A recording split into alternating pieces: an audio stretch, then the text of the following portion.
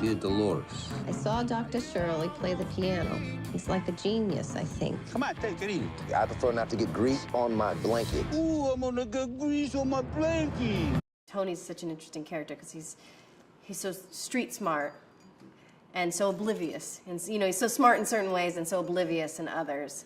And he's got a long way to go. And the thing that I liked about Dolores is that she knows that about him. You know, she doesn't like some of his thoughts, and the idea that he changes is something that was really appealing to me within the character. A letter. May I? Dear Dolores, sometimes you remind me of a house. You know this is pathetic, right? Put this down.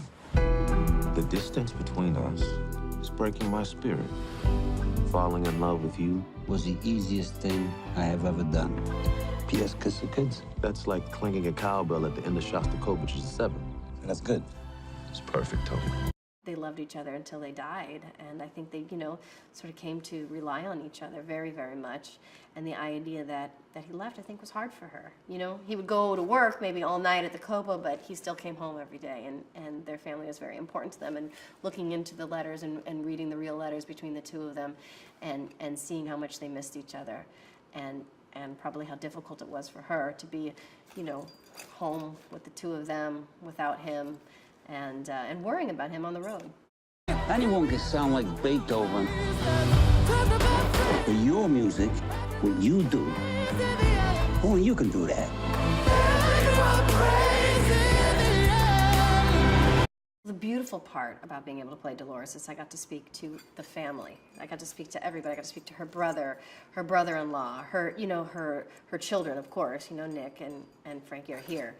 And you know, it's so funny because we're doing the scene, my first scene that we shot was us saying goodbye to Tony as he goes. And there's, you know, Nick and Frankie, the little kids, playing them.